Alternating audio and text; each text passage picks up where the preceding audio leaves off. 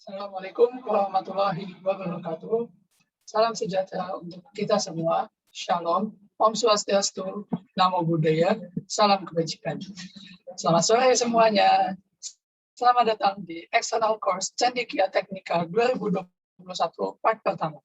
Yang terhormat Presiden Cendekia Teknika, Mas Farelio Gasperado, yang kami hormati Ketua Panitia External Course Cendekia Teknika 2021 part pertama, Mas Satria Yuda Wirawan, serta para peserta External Course yang berbahagia. Perkenalkan, aku Faik Ramadhani, selaku MC yang akan memandu acara pada sore hari ini. Sebelumnya, aku akan menyampaikan susunan acara External Course Cendekia Teknika 2021 part pertama ini. Yang pertama, ada sesi pembukaan, dilanjutkan dengan sesi pemaparan materi, lalu ada sesi tanya jawab, dan diakhiri dengan sesi penutupan. Nah, sebelum kita menjalani acara ini lebih jauh, alangkah baiknya kita awali dulu dengan berdoa ya teman-teman, agar acara hari ini dapat memberikan banyak manfaat dan ilmu-ilmu baru untuk kita semua. Berdoa menurut agama dan kepercayaan masing-masing dimulai.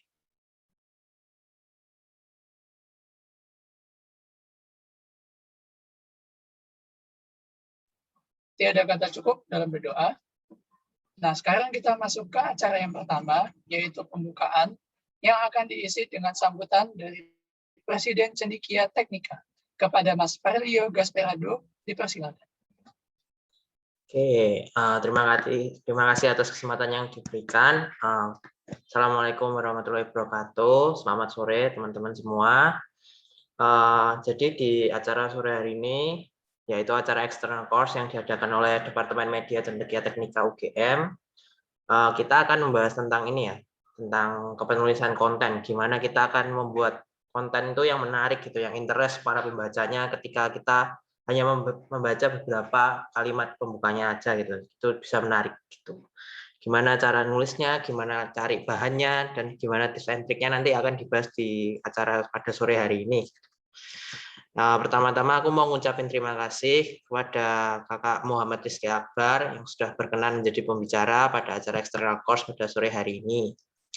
Selanjutnya aku ucapin terima kasih juga buat teman-teman para peserta yang sudah hadir dengan semangat pada sore hari ini, juga para panitia yang sudah mempersiapkan acaranya hingga sore hari ini dapat terlaksana dengan lancar.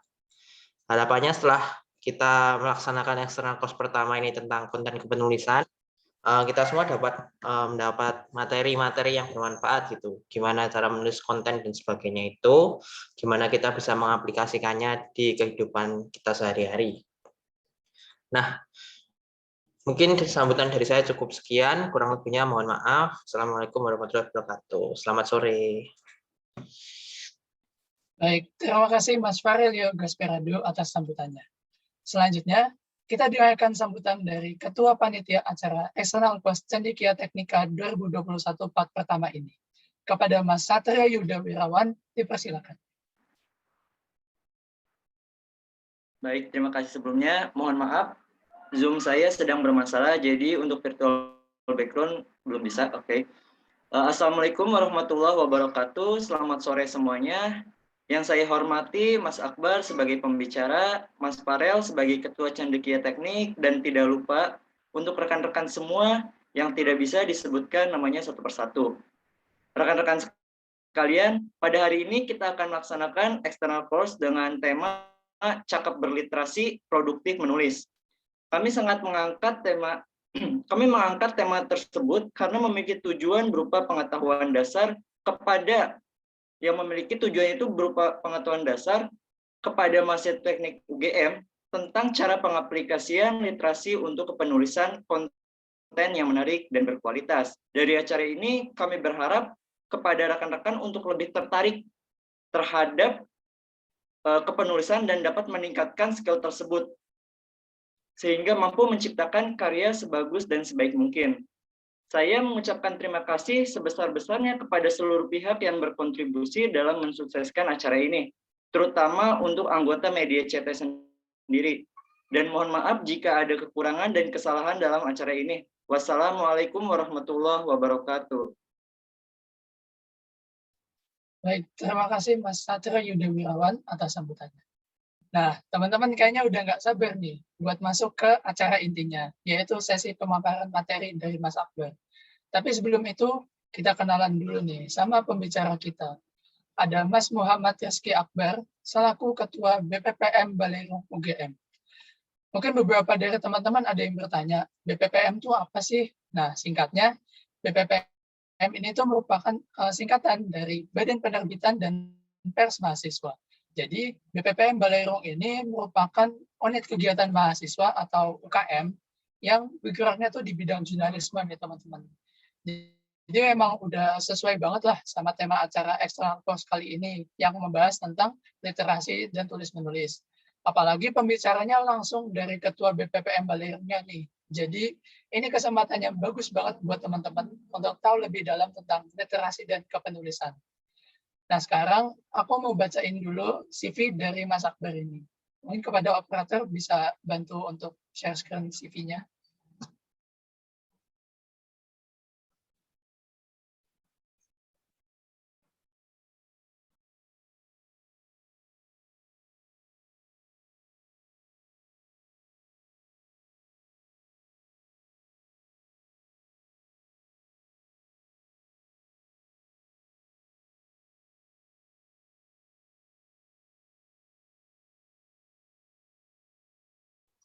Oke, terima kasih operator. Nah, teman-teman bisa dilihat nih dari CV-nya Mas Akbar nih. Jadi, Mas Akbar ini merupakan mahasiswa S1 Filsafat Universitas Gadjah Mada angkatan 2018. Dan teman-teman bisa lihat nih pengalaman-pengalaman Mas Akbar selama ini. Mulai dari pernah menjadi reporter di Tempo.co sampai sekarang. Lalu saat ini juga menjadi pemimpin umum BPPM Balerung UGM. Lalu di periode 2020-2021 menjadi pemimpin redaksi jurnal di BPPM Balerung UGM, lalu menjadi student ambassador di IDN Squad. Lalu Mas Akbar ini juga pernah menjadi pemateri pada Diklat Lanjut Jurnalistik Pasains UGM, webinar penulisan dan publikasi artikel UKESMA UGM, serta workshop jurnalistik pembuatan berita BPPM FKH UGM. Jadi teman-teman bisa lihat nih pengalaman Mas Akbar terkait bidang jurnalis sudah banyak banget nih. Dan keren-keren banget kan pengalaman-pengalamannya. Nah, jadi buat teman-teman yang nanti punya pertanyaan terkait materi yang disampaikan oleh Mas Akbar, nah setelah sesi pemaparan ini boleh banget nih buat disampaikan ke Mas Akbar melalui chat box dengan format nama _ pertanyaannya, atau bisa langsung out mic nih dari Zoom-nya. Oke, mungkin kita coba sapa dulu Mas Akbar nih. Selamat sore Mas Akbar. Halo sore semuanya. Oke, gimana kabarnya nih Mas? Ya, alhamdulillah baik.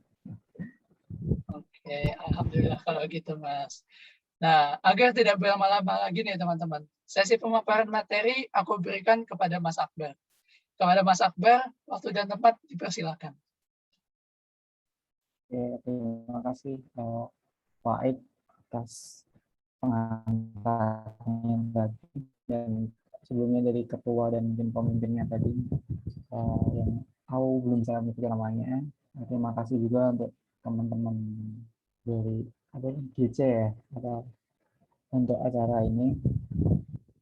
Dan mungkin nanti agak sedikit berbeda karena biasanya aku dimintanya untuk mengantarkan materi yang benar-benar jurnalistik, tapi di sini sedikit apa ya, ada tambahan terkait penulisan secara umum. Nah mungkin di sini aku sifatnya lebih ke pemantik dan memberi apa ya, referensi aja, dan nanti kita bisa sama-sama belajar juga terkait penulisan.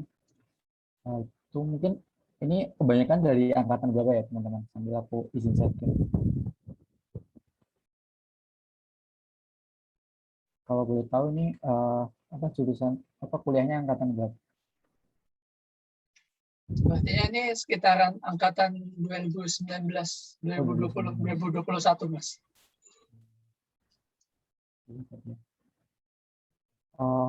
Sasinku udah kelihatan ya. Sudah Mas. Untuk mempersingkat aku bisa mulai aja ya. Ya tadi sudah dikatakan sama Pak Ik Kalau saya adalah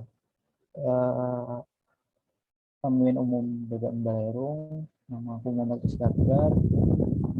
Kami coba mengulik sedikit terkait tema yang diajukan teman-teman panitia, yaitu cakap literasi produktif menulis. Oke, tadi sudah disebutkan sahabat BPM dan kebetulan juga lagi mantan di Tempo.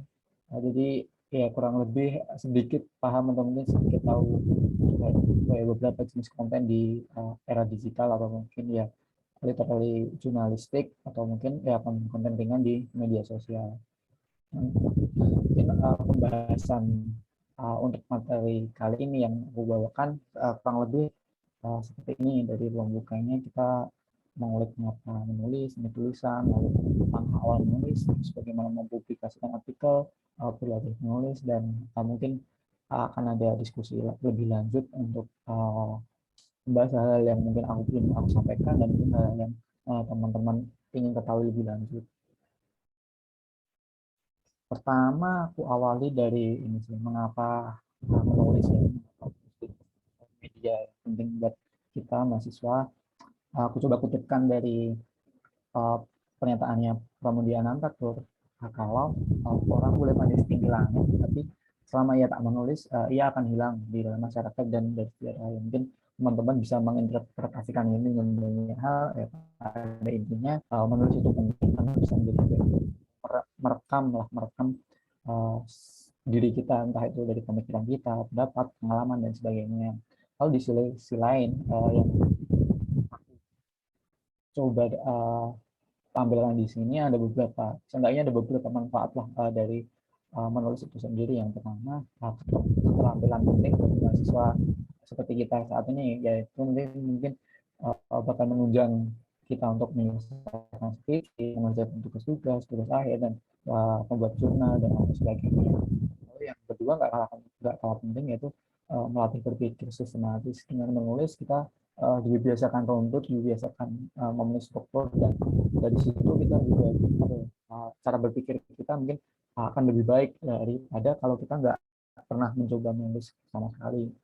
Dan yang ketiga, sarana menyuarakan ide atau keresahan kita ya. Mungkin kita dari keresahan kita atau mungkin dari apa yang kita pikirkan di malam hari ya, semacamnya itu bisa kita kembangkan atau dikelola menjadi suatu produk tulisan yang mungkin akan mewakili pemikiran kita dan mungkin berdampak ke orang lain juga. Kalau misalnya kita menyebarkannya entah itu di media sosial atau mungkin di media daring yang cukup banyak saat ini.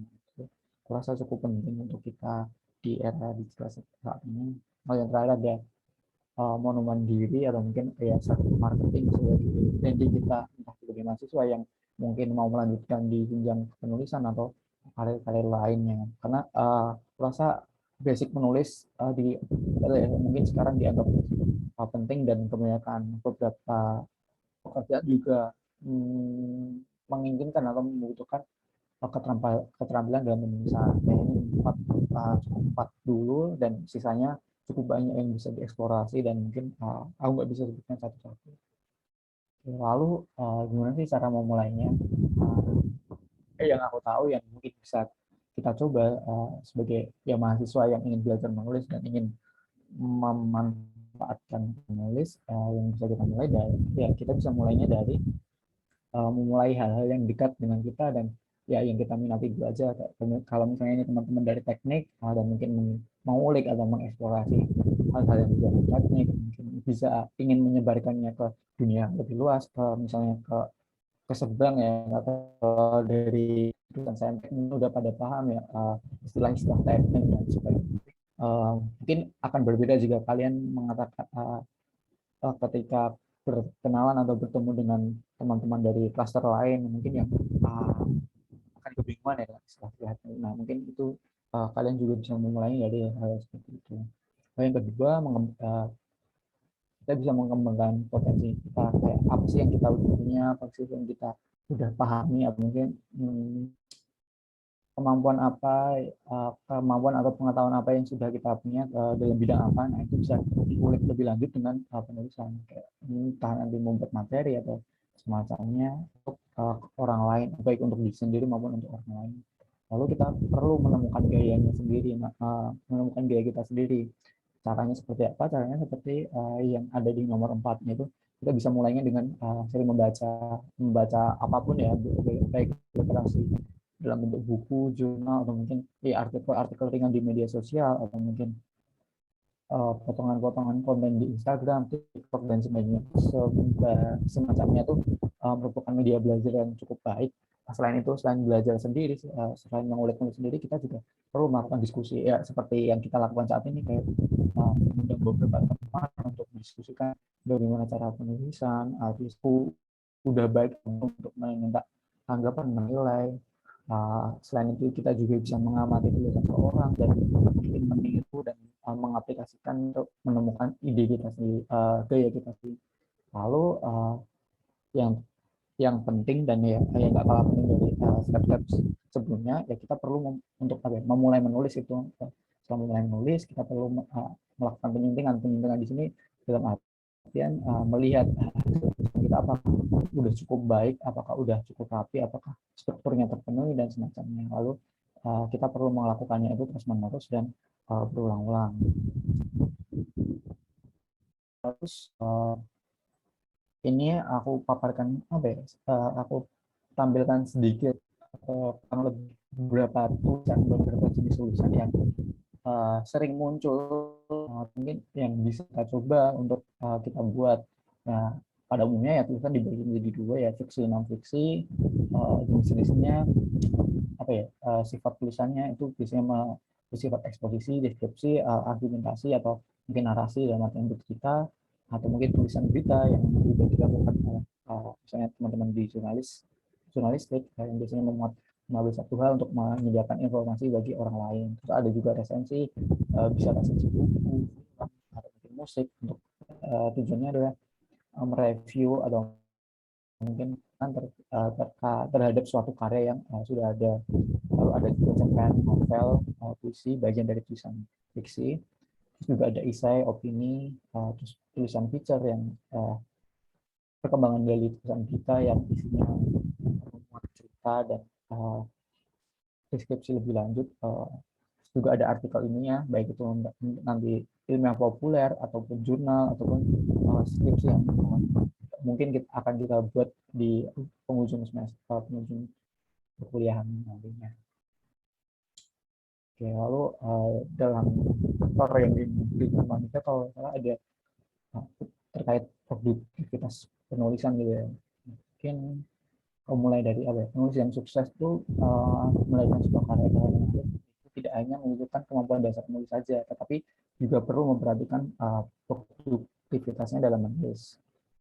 Kenapa begitu? Karena ya kita tahu kan tidak semua penulis tiba-tiba terkenal atau tiba-tiba populer hanya dengan satu tulisan. Mungkin iya yang populer itu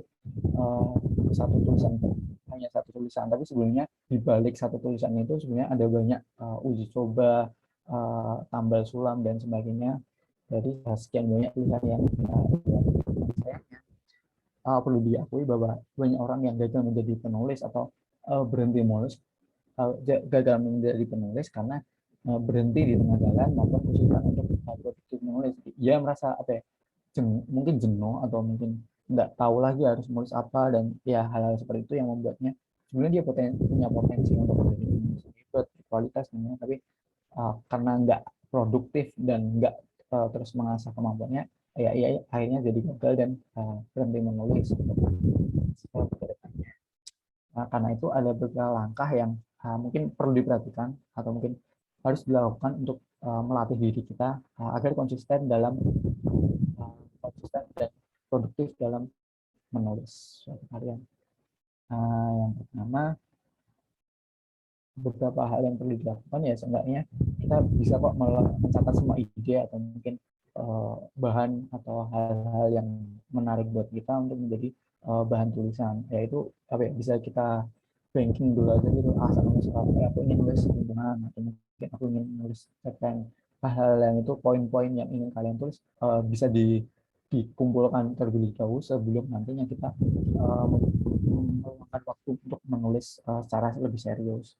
Terus yang kedua, kita bisa melakukannya dengan target menulis. Misalnya setiap minggu ada jadwal sendiri untuk mengulik tulisan atau mengulik bahan-bahan yang sudah ada tadi, atau mungkin punya target sebulan punya satu tulisan yang dipublikasi di media sosialnya, atau mungkin di blognya, atau mungkin di media daring, atau mungkin media cetak seperti itu. Jadi perlu target ya, balik lagi tuh biar kita motivasi untuk menulis dan nggak tiba-tiba berhenti di tengah jalan.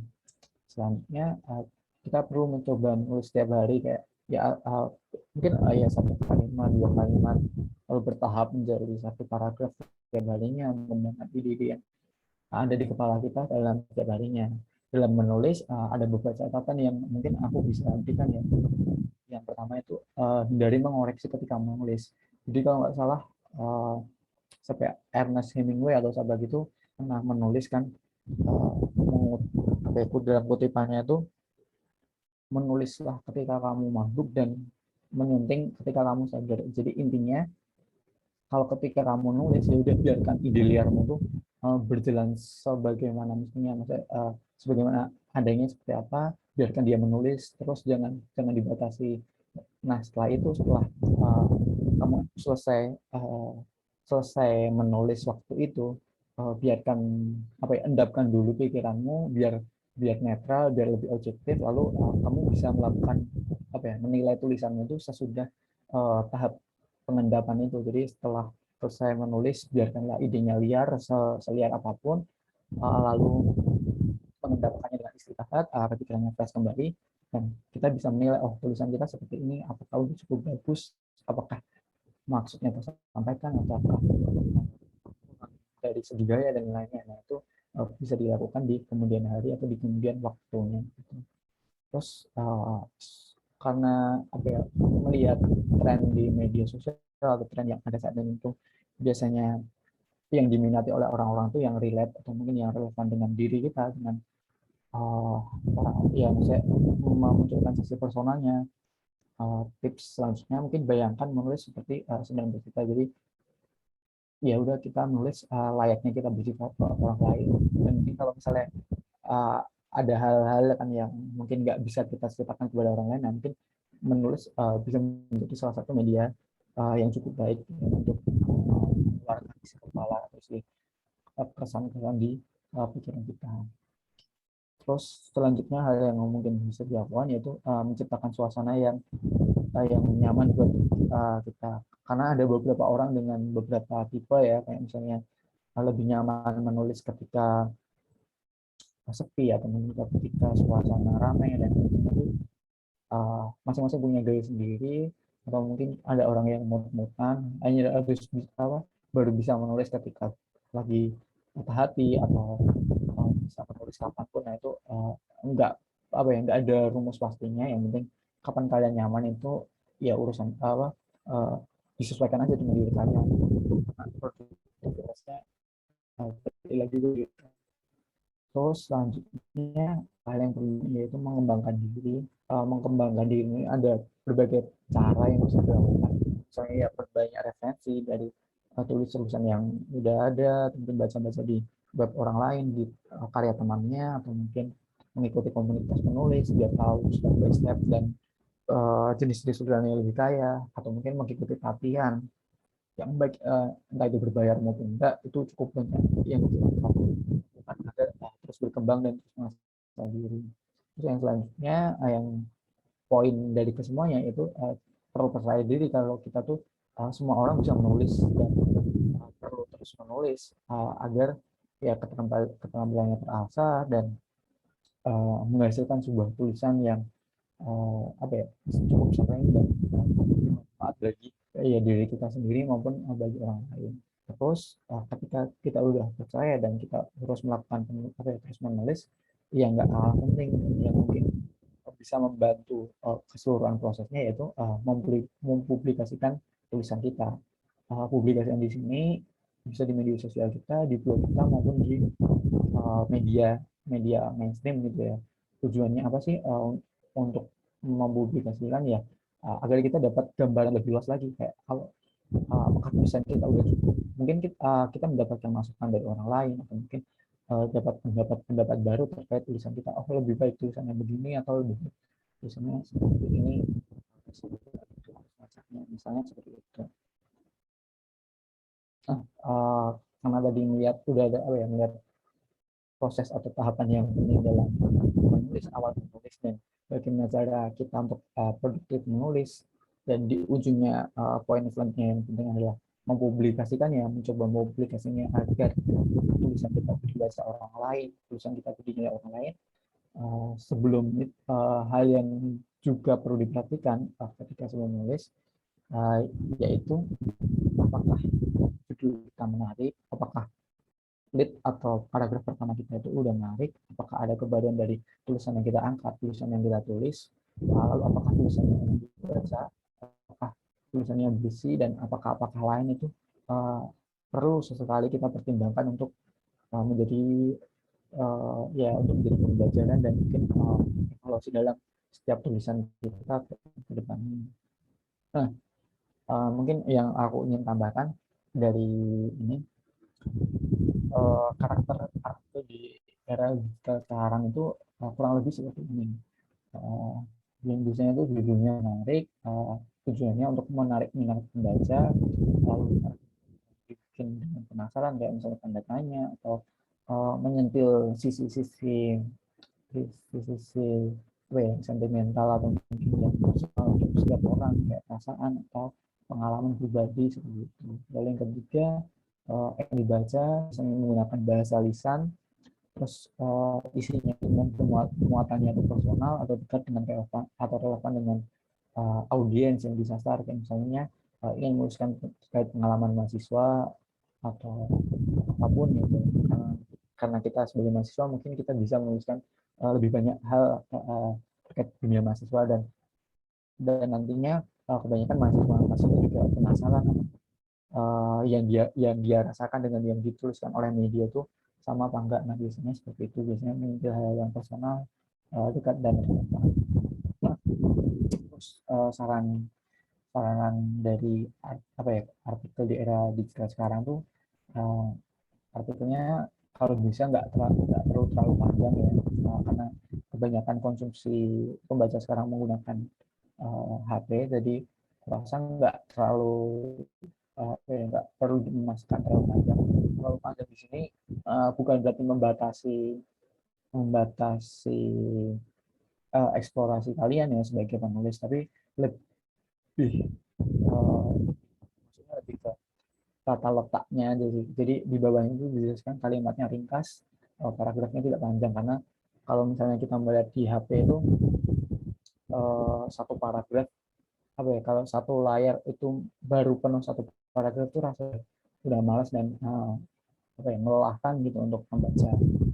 Selanjutnya yang udah dimengerti oleh pembaca, bahasanya itu biasanya lugas, biasanya to the point, nggak ada maknanya tuh ada maknanya dan jelas maksudnya seperti apa. Terus runtut dan luas, karena kita biasanya bacanya dengan scroll, ya, jadi tiap step atau mungkin antar paragraf itu sebisa mungkin untuk runtut dan luas di sini bisa kita bantu dengan kata penghubung, misalnya kayak sementara itu, sedangkan, selain itu, hal tersebut dan semacamnya itu dapat membantu agar setiap antar paragraf itu bisa selalu menyambung dan tetap maknanya tetap tersampaikan.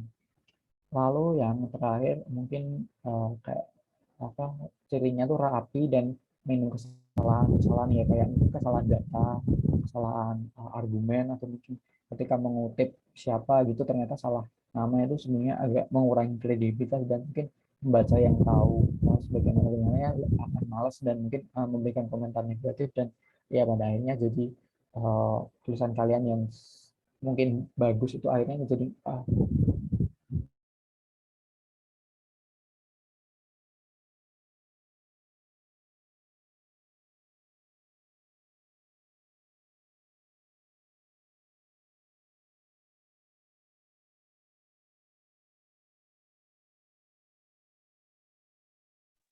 Oke, sepertinya Mas Akbarnya sedang ada kendala sinyal. Mungkin Untuk teman-teman ditunggu sebentar ya.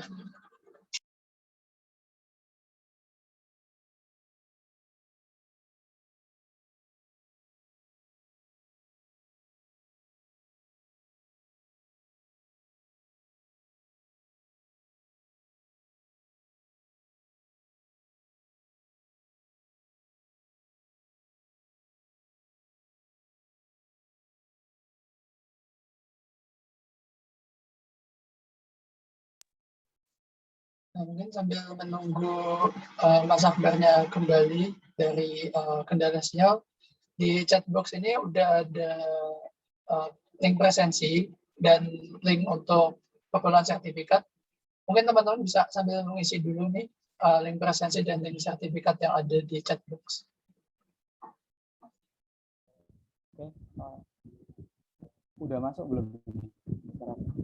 Sudah, Mas. Oke, sorry ya, tadi mati ya, laptopku tiba-tiba mati. Mungkin aku balik share screen aja ya. Tolong apa? Tolong diingatkan sampai mana gitu. Siap, Mas. Ini ya, tadi sampai ini ya. Iya, tadi sampai di sini, Mas, terakhir. Oke, sorry ya tadi. Oke, aku coba ulang dikit. Yang terakhir kan minim kesalahan yang kayak misalnya aku masuk. Masuk, Mas. Tadi minim kesalahan yang dimaksud tadi kayak misalnya data atau mungkin argumen atau mungkin kutipan-kutipan, dan yang nggak kalah penting juga kayak kesalahan dalam penulisan ya, kayak typo, mungkin judulnya salah, penulisan katanya nggak tepat, kayak disambung atau dipisah, nggak sesuai seperti panduan. Nah itu mungkin perlu diperhatikan lebih lanjut. Nah ini hal lain ya, perintilan yang mungkin perlu diingat sebelum nulis.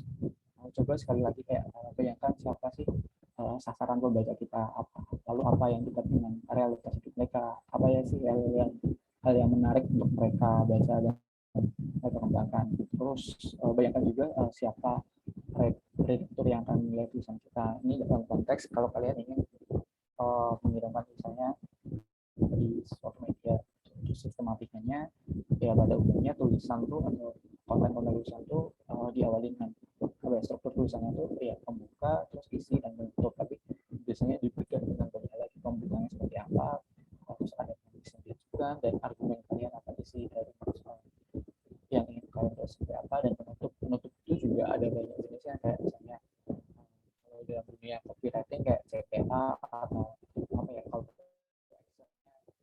baca selengkapnya dan semacamnya. Itu kalau misalnya di konten, kalau misalnya di konten itu dua hal yang ada treatment di sini. Mungkin pembuka yang bisa suatu saran ya, kalian bisa menghindari mulai dengan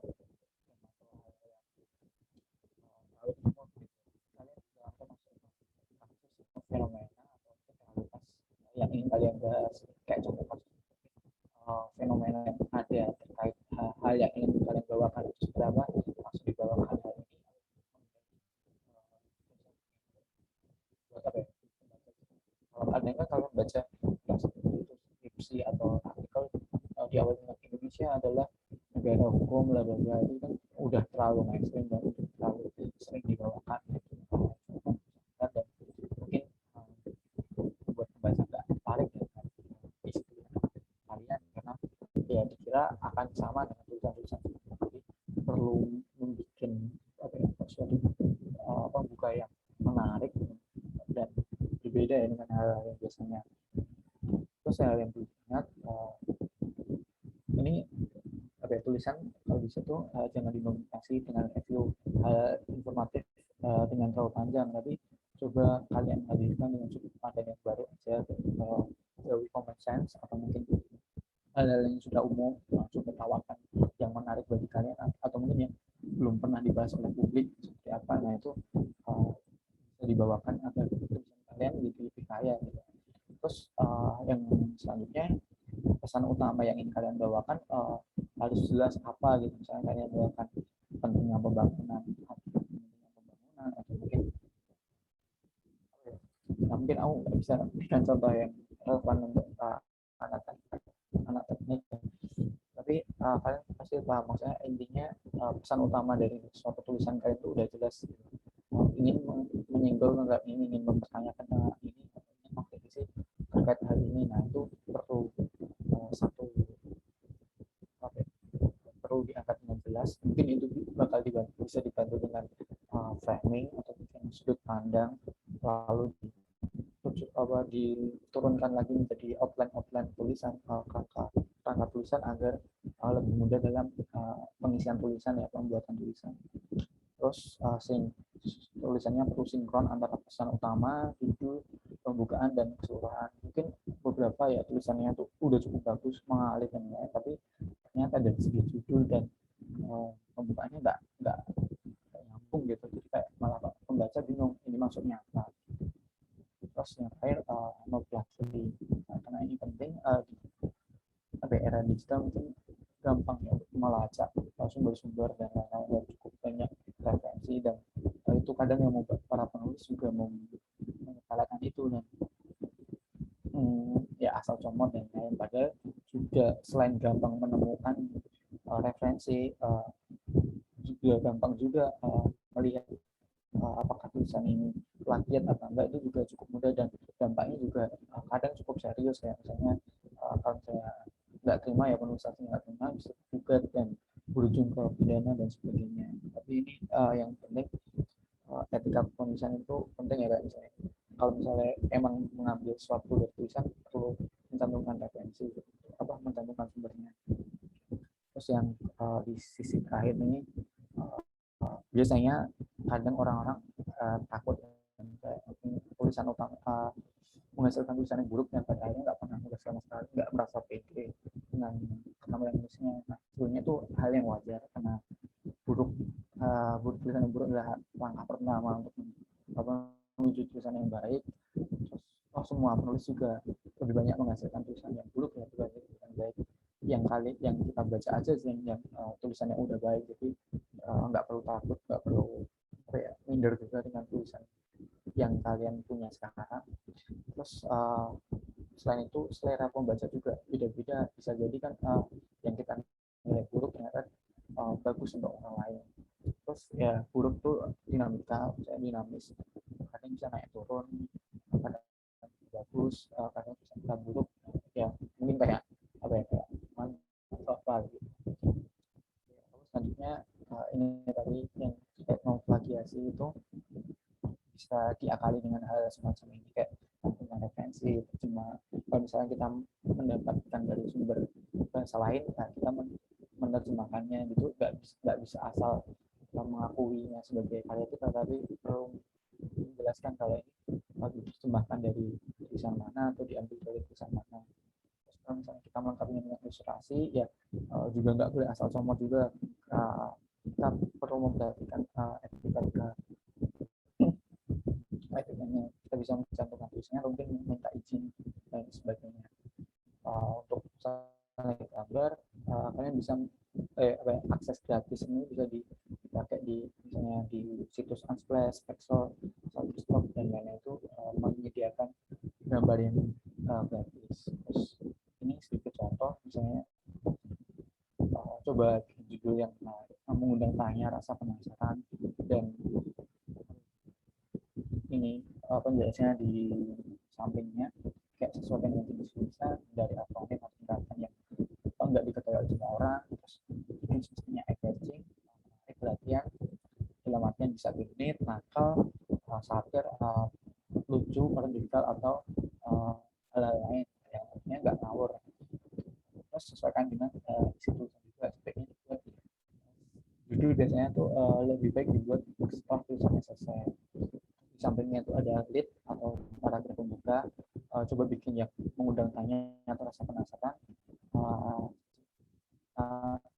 Caranya juga dengan meringkas keseluruhan tulisan atau mungkin narasi, membuat narasi atau cerita deskriptif suatu fenomena, mengawali dengan kutipan, dan yang perlu kita tahu, kita perlu mengibaratkan lead sebagai masuk. Nah, ini mungkin satu contoh, nggak tahu apakah bisa dianggap menarik, tapi mungkin ya kita beda sedikit aja maksudnya apa, sedikit praktik maksud dari penulis seperti apa dan tujuannya apa. Nah, di sini sasaran pembacanya itu kan anak SMA yang sedang ingin anak SMA yang akan masuk perguruan tinggi, biasanya kan melewati proses SNM, SPM dan lain-lain. Biasanya kan ada kekhawatiran dan lain-lain hal yang personal buat mereka yang khawatir. Nah, ini salah satu contoh judul yang mungkin yang rasa penasaran ya. Awas nih sekolah yang bisa membuatmu awas SPMPTN. Kan ada ya, mungkin bakal mengundang rasa penasaran apa sih yang buat kita, dan tujuannya ya agar pembaca tahu hal yang membuat kita dan sebaiknya dihindari.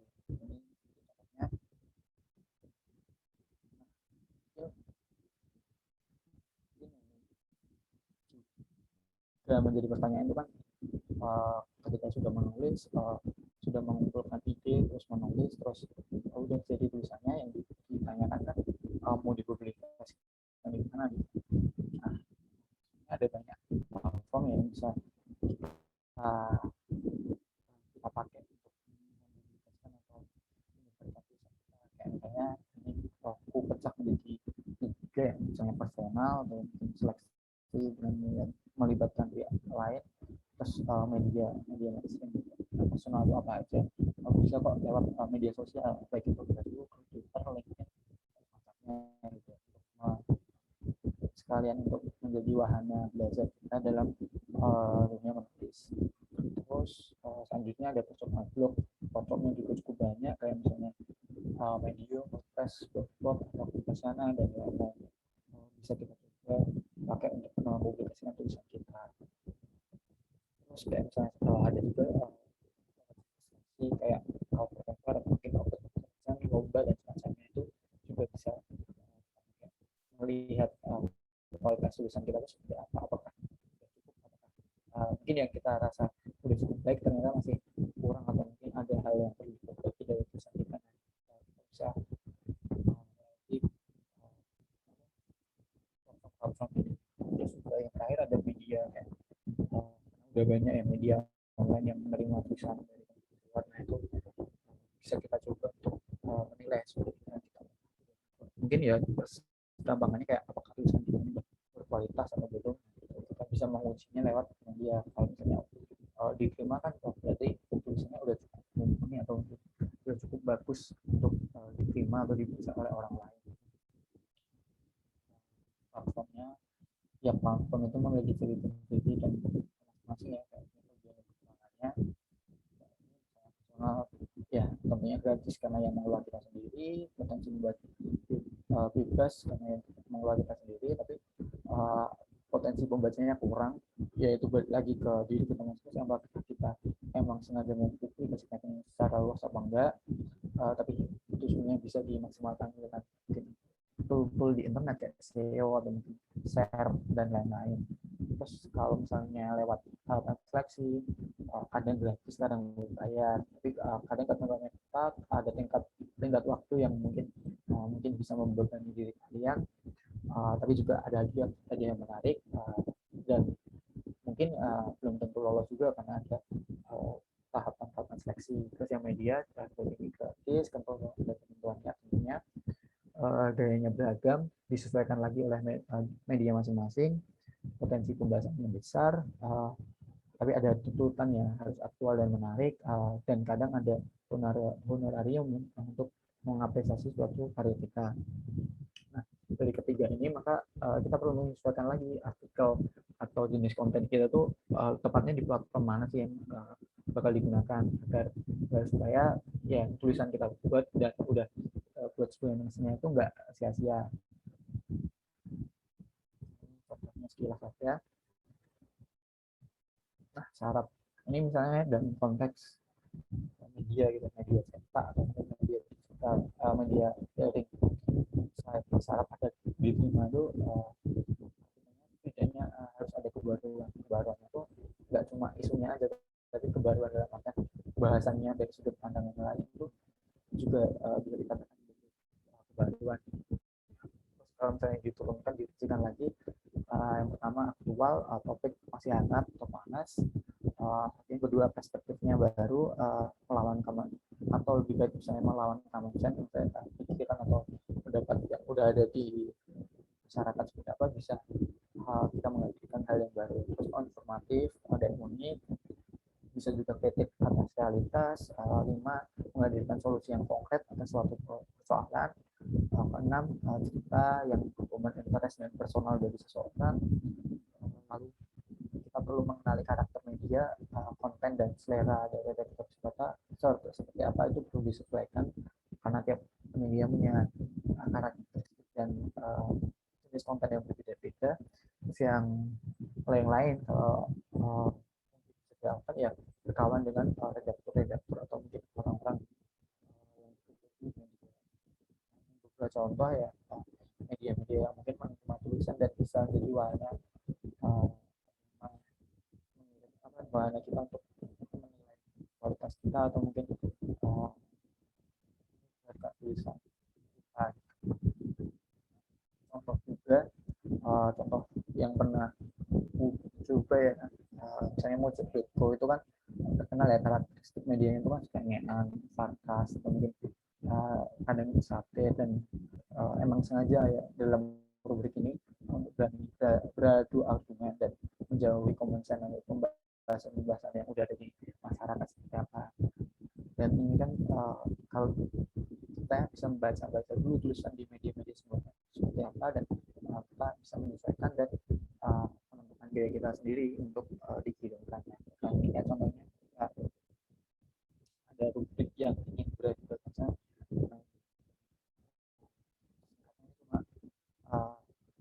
antar supporter ya sebelum pertandingan bola, intinya kayak ya ejek-ejekan aja. Nah, karena aku sendiri udah sering baca tulisan medianya dan sudah tahu gayanya seperti apa dan apa sih yang selalu ada di medianya, terus aku juga menyesuaikan dan ya akhirnya pun diterima dan mendapat respon yang baik juga. Untuk lainnya hal yang sama, cuma beda situasi dan beda waktunya, intinya sama, menyesuaikan dengan kayak karakter medianya gitu. Bisa dicoba. Nah, ini mungkin sedikit tips ya dari apa sih tulisan yang diterima yang baik seperti apa, karena kebetulan juga sedang mengelola di Balai Tuntas. Biasanya ya hal teknis sih, kayak kalau misalnya mengirim email itu perlu memperhatikan ketentuan yang sudah diberikan. Biasanya dicantumkan kok di kayak di media sosialnya maupun di situs webnya. Kalian perlu memperhatikan subjek dan syarat lain. Kayak misalnya subjeknya itu perlu mencantumkan rubriknya seperti apa, jenis kontennya seperti apa, terus nama kalian juga dicantumkan, kontak dan rekening itu tergantung media permintaannya seperti apa, perlu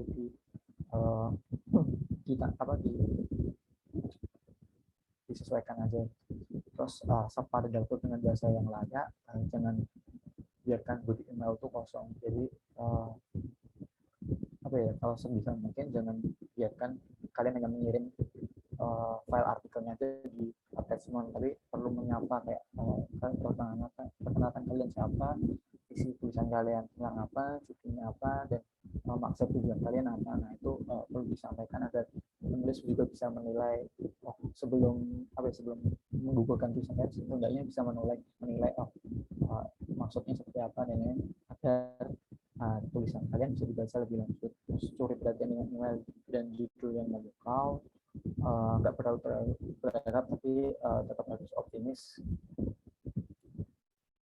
Terus ini hal lain ya, kalau misalnya publikasinya di platform lain, bukan di media tapi misalnya di media sosial sendiri, atau mungkin media sosial organisasi, atau di platform blog atau semacamnya, hal yang bisa dilakukan ya setelah publikasi itu jangan sampai didiamkan saja publikasi terus udah, tapi kita kita perlu aktif untuk mencari pembelajar juga, kayak ya udah ya kita sebarkan di komunitas-komunitas penulisan misalnya, atau kita share di media sosial kita, kita mainkan tagar, misalnya tagar yang tepat seperti apa, terus banyak kita juga bisa misalnya di blog, ya misalnya di blog kita juga bisa mengunjungi ke blog orang lain dan meninggalkan komen agar supaya teman-teman yang kita juga meninggalkan komen di saling menilai gitu, saling diskusi dan lain-lain. Itu sih sementara. Ini maksudnya SEO seperti apa mungkin selengkapnya bisa dibaca di Google karena ini cukup penting juga. Ya intinya penempatan keyword yang tepat, kita bisa belajar lewat Google Trends, apa sih yang lagi trends, kita bisa memainkan dari situ. Terus kita juga bisa memaksimalkan link-link apa ya, tool link untuk attachment link, hyperlink semacam itu untuk masuk ke tulisan kita yang lain-lain gitu. Terus perlu ada pengulangan kata dan fokus di awal. Misalnya kalian membahas isu tentang teknik gitu, teknik itu kata teknik itu perlu diulang dalam beberapa bagian gitu, agar kalau misalnya agar terbaca di sistem Google misalnya. Atau mungkin kita juga perlu menambahkan foto atau video yang relevan untuk menunjang tulisan kita. Kalau misalnya menggunakan platform blog, kita perlu menggunakan tema yang yang terakhir kita bisa belajar brand awareness dan call to action. Ini basic penulisan di copywriting. Mungkin teman-teman kalau misalnya tertarik bisa belajar lebih lanjut terkait copywriting. Aku ada beberapa materinya, mungkin bisa juga baca sendiri. Ini sih sedikit materi yang bisa aku sampaikan kali ini. Mungkin kalau misalnya ada yang kurang bisa aku tambahkan di sesi diskusi ini. Terima kasih. Aku kembalikan ke Faik. Baik, terima kasih banyak untuk Mas Akbar atas materi dan ilmu yang sudah disampaikan. Mungkin aku coba rangkum sedikit apa-apa aja yang udah Mas Akbar sampaikan dari sesi pemaparan tadi. Tadi di awal Mas Akbar menyampaikan manfaat-manfaat apa yang kita dapat dari menulisnya teman-teman. Di antaranya karena menulis ini keterampilan yang penting bagi mahasiswa, terus melatih berpikir secara sistematis, dan juga sebagai sarana untuk menyuarakan ide atau keresahan. Lalu Mas Akbar juga memberikan seperti masukan gitu, bagaimana memulainya. Di antaranya seperti mulai dengan hal-hal yang dekat dan diminati, lalu bisa dikembangkan potensi yang sudah kita punya. Terus kita juga bisa mencari gaya penulisannya seperti apa. Lalu Mas Akbar tadi juga menyampaikan beberapa saran juga, seperti mencatat ide-ide yang dijadikan sebagai bahan menulis. Lalu kita juga mesti paham kira-kira target menulis kita bagaimana. Lalu Mas Akbar tadi juga menyampaikan kalau saat kita sedang menulis tuh jangan dikoreksi, dalam artian ketika kita memiliki ide untuk menulis, dicurahkan saja semuanya. Jadi ketika kita selesai menulis dan kita baru coba untuk merevisi sedikit-sedikit apa yang kita tulis. Lalu Mas Akbar juga menyampaikan terkait dengan plagiasi, salah satu yang penting juga, terlebih untuk kita para mahasiswa juga.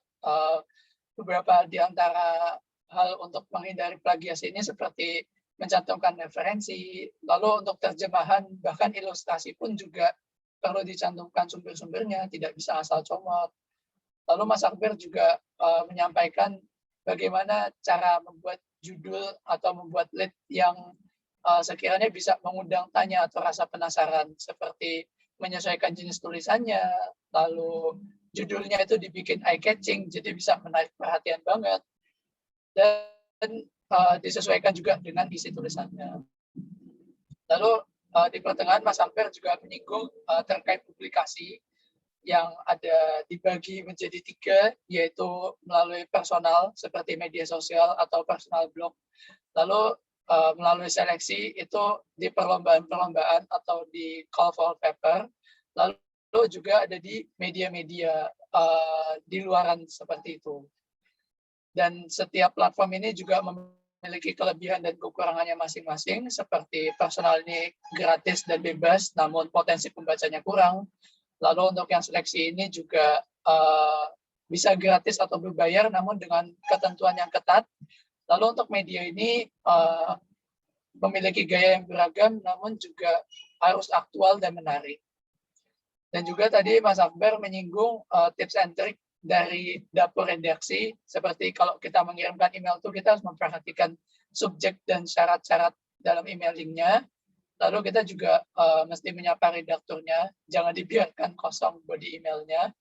Dan sebisa mungkin mencuri perhatian nih dengan email dan judul yang memukau. Lalu di akhir Mas Akbar juga menyampaikan beberapa cara agar blog yang kita buat ini bisa dibaca. Beberapa di antaranya seperti mengoptimasi SEO atau Search Engine Optimization. Lalu juga kita pintar-pintar mencari judul yang sekiranya dicari oleh audiens. Lalu kita juga bisa soan ke penulis lain, saling memberikan simbiosis mutualisme gitu. Jadi kita mampir ke blog lain dengan harapan blog kita juga dihampirin oleh orang lain. Kurang lebih itu materi-materi yang sudah disampaikan oleh Mas Akbar pada sore hari ini. Nah, setelah kita dengarkan sesi materi dari Mas Akbar ini, kita masuk ke sesi tanya jawab nih. Nah, seperti yang udah aku sampaikan di awal, buat teman-teman yang punya pertanyaan, boleh banget langsung disampaikan. Bisa melalui chat box dengan format nama _pertanyaan, atau kalau teman-teman mau langsung on mic via Zoom, itu juga dipersilakan. Oke, sudah ada satu pertanyaan nih Mas Akbar di kolom chat Zoom dari Imawan. Permisi Mas Akbar, izin bertanya, sebagai seorang pemula, topik apa sih yang sebaiknya kita mulai untuk menulis? Apakah bisa dimulai dari topik yang kita sukain atau topik yang sedang hangat? Lalu, apakah di dalam menulis sebaiknya kita memihak salah satu argumen atau tetap mencoba bersikap netral? Mohon maaf dan terima kasih Mas Akbar. Mungkin boleh coba dijawab nih Mas Akbar, pertanyaan dari Imawan ini.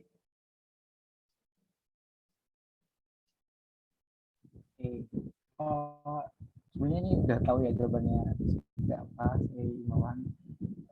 Keduanya bisa kok, kayak mulai dari hal yang kita sukai atau mungkin hal yang sedang keduanya bisa kita lakukan ya. Kayak kalau misalnya kita bisa bisa eksplorasi lebih jauh kan, atau mungkin kita udah punya modal yang cukup ya untuk penulisannya, karena kita sebenarnya udah sering belajar atau mungkin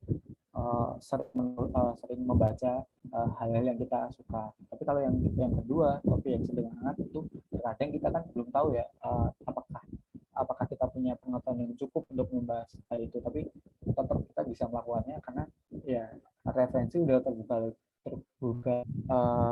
cukup luas ya. Kita bisa mulainya dari kecenderungan bahasan yang kecenderungan pembicaraan terkait topik yang sedang hangat ini seperti apa, apakah hanya sekitar hal-hal yang permukaan doang, dan apakah ada celah untuk membahas hal yang lebih.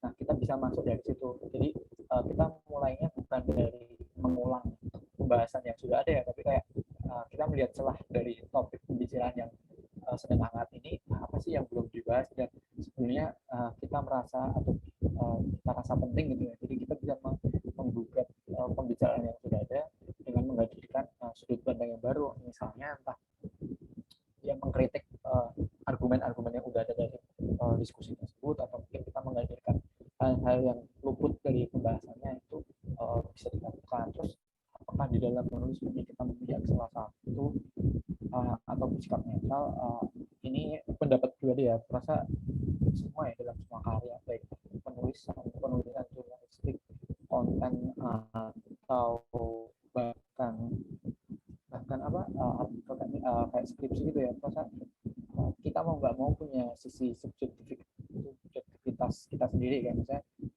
kita punya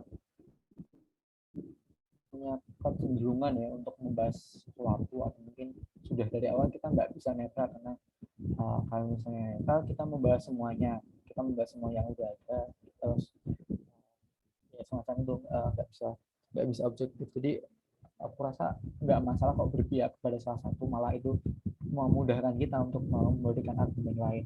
Dan toh sebelum kalian selesai menulis, dan ketika kita ingin menulis mengikuti sesuatu isu pun kita sebenarnya sudah memihak ya, dari mengurasi sekian banyak isu menjadi satu isu yang kita fokus, kan sebenarnya itu juga sudah memihak. Dan nantinya kita pro atau kontra itu juga menurutku perlu sih keberpihakan itu, keberpihakan dalam suatu tulisan atau suatu argumen, biar nggak flat dan ada sisi tersendirinya, baik itu ya maksudnya kayak sudut pandang kita seperti apa perlu disampaikan sih, dan penting kurangnya itu dulu sih.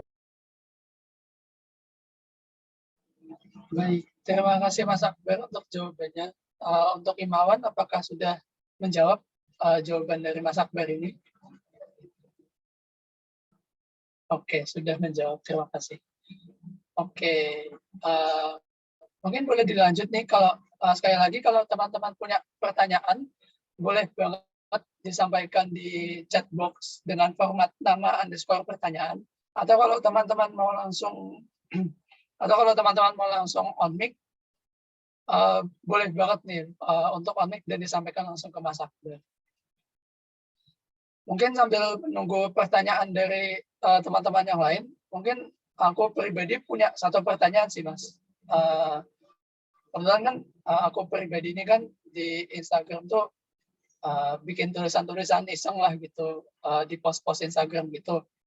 Cuman terkadang nih aku sampai di titik merasa kayak nggak konsisten gitu dalam bikin postnya secara berkala gitu, karena mungkin keganggu sama urusan kuliah atau mungkin keganggu sama urusan-urusan yang lain gitu, Mas.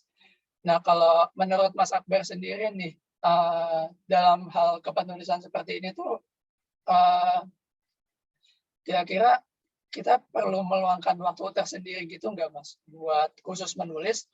Atau kalau keadaannya sekarang kita sebagai mahasiswa nih, bisa nggak sih kira-kira waktu menulis kita itu diselipin saat kita sedang kuliah, di tengah-tengah kesibukan kuliah gitu, Mas? Kalau menurut Mas Akbar gimana nih, Mas?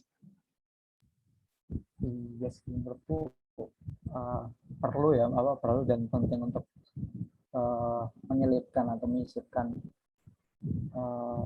kegiatan menulis meskipun di tengah kesibukan perkuliahan ya. Tapi aku juga nggak bisa memaksakan itu, karena kurang tahu misalnya perkuliahan di teknik dan di filsafat kan berbeda. Kalau misalnya aku di filsafat penulisan itu cukup membantu ya Kak, misalnya ngambil terkait tugas-tugas atau mungkin tugas-tugas sebenarnya. Tapi kalau misalnya teknik mungkin cukup berat, nggak tahu ya kalau ada praktikum semacamnya, teman-teman mungkin nggak bisa se-fleksibel aku gitu. Tapi rasa tetap perlu diluangkan ya, entah itu dalam tentang waktunya yang mungkin agak longgar, entah itu mungkin dalam sebulan sekiranya meluangkan waktu sehari atau beberapa jam untuk membuat suatu tulisan, atau mungkin emang fokus untuk menulis, itu perlu. Dan mungkin melakukan mengikuti kursus semacamnya itu kurasa juga penting untuk mengasah tulisan. Jadi seperti yang sebelumnya aku sempat singgung, mungkin kamu bisa yaitu mengumpulkan ide-idenya dulu tiap harinya ya, asal poin-poinnya seperti apa, dan dikemasnya kemudian ketika udah cukup luang gitu. Jadi semacam banking ide gitu. Itu apakah menjawab, atau mungkin ada yang aku luput dari pertanyaan? Sudah sangat menjawab sih, Mas. Terima kasih banyak, Mas, untuk jawabannya. Mungkin kayak kalau misalnya bikin konten tulisan di Instagram ya, aku nggak tahu ini apakah Instagram pribadi atau mungkin sengaja bikin Instagram untuk mencorahkan sesuatu ya. Tapi hal yang bisa dilakukan kayak menentukan gaya itu bisa kayak misalnya karakteristik bahasanya, atau mungkin karakteristik sudut pandangnya, kayak ya kita bisa membahas apapun tapi dari sudut pandang anak mahasiswa semacam itu, atau mungkin kita sengaja mencurahkan untuk membahas hal-hal terkait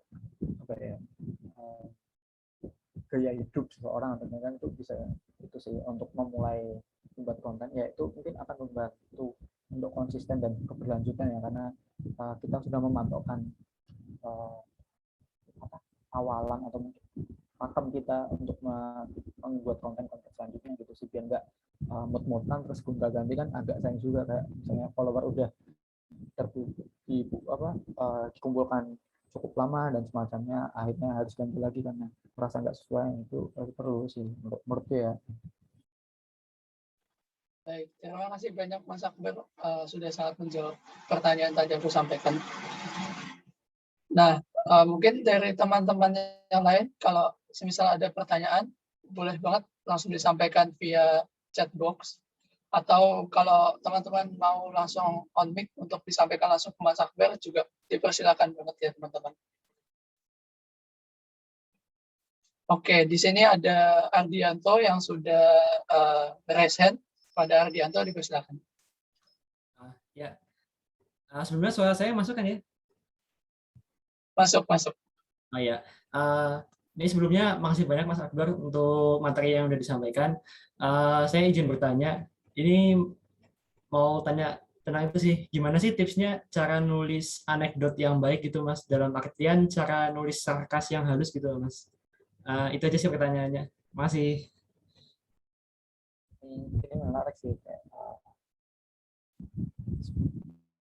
cara misalnya kerja menarik. Mungkin aku juga nggak bisa menjawab secara keseluruhan karena aku nggak terbiasa menuliskan itu ya, tapi kadang aku juga mengikuti beberapa orang yang sering melakukan anekdot dan semacamnya. Hal yang kurasa perlu ya, pahami dulu sih topik yang dibahas itu apa, karena ketika udah memahami topiknya dan kita bisa membuat suatu analogi gitu untuk mempermudah. Jadi selanjutnya selain topik bisa kembali sedikit baca terkait analogi sih, permajasan ya, gaya bahasa di materi bahasa Indonesia SD atau SMA dulu itu yang menyoal terkait analogi gitu, cara menganalogikan kayak ya itu sih pendekku ya, kayak kalau terkait anekdot atau mungkin membuat satir atau sarkas yang halus gitu ya, maksudnya nggak terlalu frontal dan menjadikan buat orang lain. Mungkin kayak kita bisa menggunakan analogi seperti itu, kayak hal yang sebelumnya besar tapi kita coba buat contoh dengan hal yang ringan, kayak misalnya apa ya, nah kalau ini agak bingung aja, tapi intinya seperti itu sih, kayak misalnya kita membuat analogi ya agar mensederhanakan hal sebelumnya agak jelimet itu, tapi bisa kita coba biar misalnya kalau nggak salah ya pernah dengar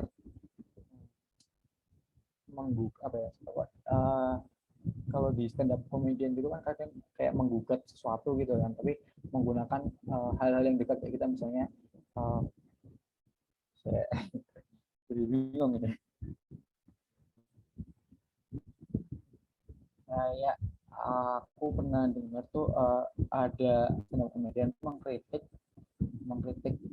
gini, ada pendapat kalau lelaki tuh kadang nggak suka sama menjauhi cewek yang udah nggak perawan karena dikira udah nggak suci atau mungkin hal seperti itu. Tapi bagi sistem komedian tuh agak menggugat pendapat ini gitu, karena menurutnya duit lecek sama duit enggak tuh nilainya sama gitu ya. Jadi kalau nggak agak diperhalus gitu. Sebenarnya pendapat terkait nggak suka karena nilainya berkurang itu nggak tepat, karena duit yang lecek maupun enggak tuh kalau misalnya sama-sama 50.000 itu ya nilainya tetap sama, atau mungkin malah duit lecek tapi 50.000 dengan duit baru tapi 2.000, kalian pilih yang mana? Nah itu bagi si stand up comedian itu cara untuk menghaluskan ya pendapat yang mungkin akan melebar atau mungkin agak jelimet atau mungkin terdengar kasar untuk orang lain. Nah itu bisa kita gunakan dengan analogi. Jadi ya kita bisa memahami dulu topik bahasanya seperti apa, terus kita melihat hal yang dekat seperti kita aja, kayak kita membuat contoh lain biar lebih enak dipahami oleh orang lain sih. Apakah menjawab serta Adian Bang? Menjawab kok Mas. Makasih banyak ya Mas. Terima kasih untuk Ardianto atas pertanyaannya, dan terima kasih juga Mas Akbar untuk jawabannya.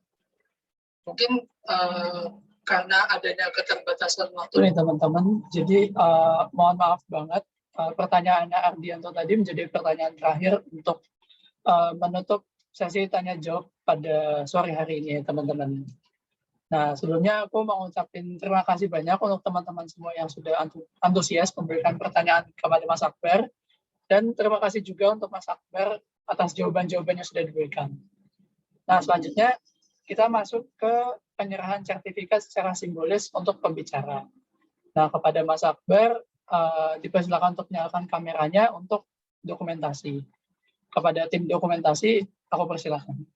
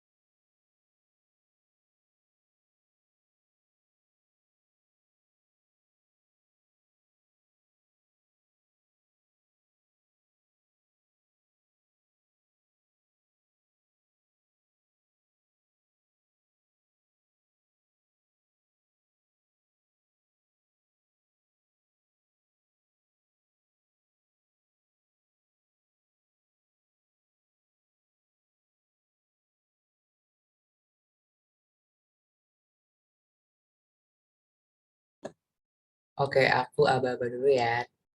1, 2, 3. Oke, makasih Kak Rizky. Oke, terima kasih untuk dokumentasi. Nah, buat teman-teman peserta nih, ada satu challenge yang menarik nih buat teman-teman peserta berkaitan dengan external course sore ini. Dan sayang banget sih kalau sampai dilewatin. Mungkin buat operator boleh bantu share screen ketentuan challenge-nya.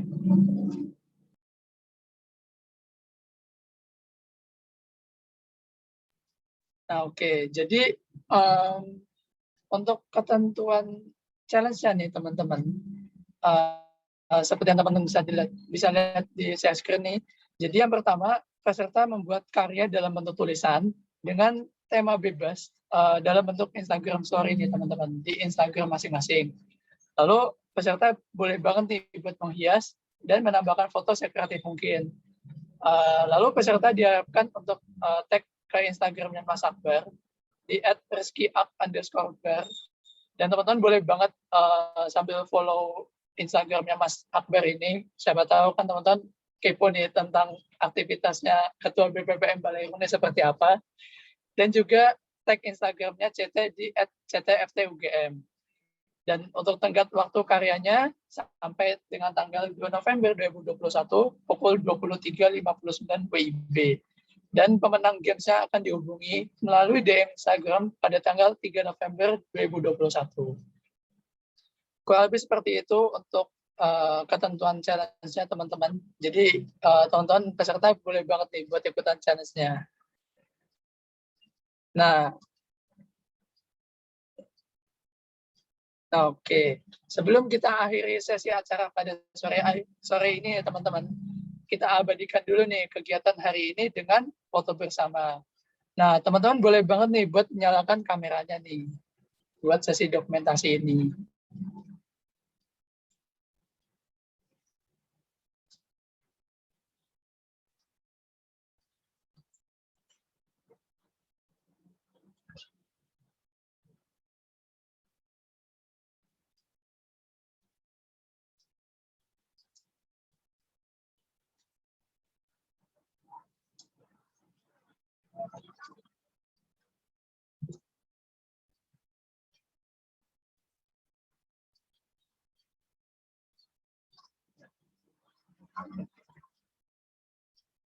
Oke, sepertinya ada lagi yang sekiranya mau menyalakan kamera untuk sesi dokumentasi ini. Aku coba tunggu sampai jam 16.46 ya teman-teman.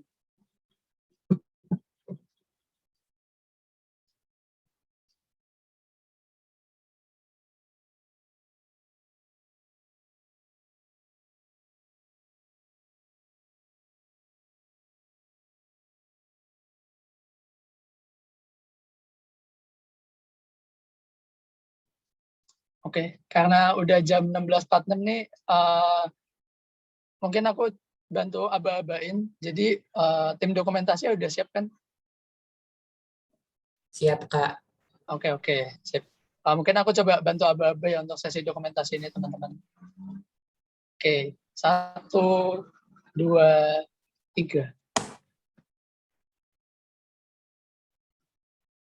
Oke, mungkin sekali lagi ya. 1, 2, 3.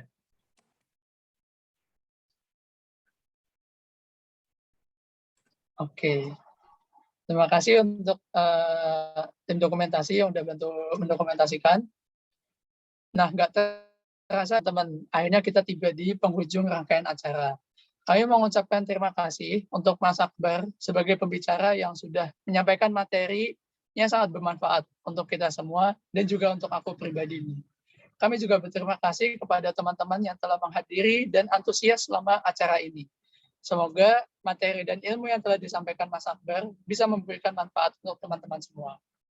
Kepada Mas Akbar, apabila ada kesibukan lain, mungkin dipersilakan untuk meninggalkan ruang Zoom terlebih dahulu. Oke, terima kasih banyak teman-teman di PT teknik ya dan pesertanya. Mohon maaf kalau misalnya ada yang salah dalam materi ini, aku minta maaf. Mungkin bisa kita lanjut entah lewat Instagram atau personal lainnya. Terima kasih. Aku izin belas ya teman-teman. Selalu buat teman-teman. Oke, terima kasih banyak Mas Akbar. Nah, akhir kata, aku Faik selaku MC pamit undur diri. Aku minta maaf apabila ada salah dalam kata atau perbuatan. Terima kasih semuanya. Wassalamualaikum warahmatullahi wabarakatuh.